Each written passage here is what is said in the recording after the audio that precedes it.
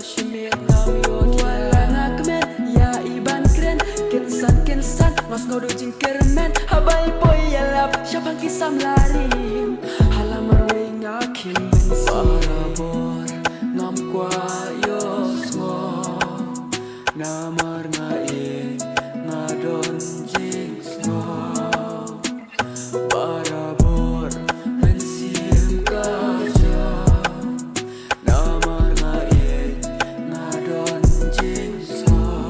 siapang ubriu ubai tenan yai siapang ubriu ubai jula jan yai siapang kibriu kibak kwa bani yai ngam kwa bantib yaki please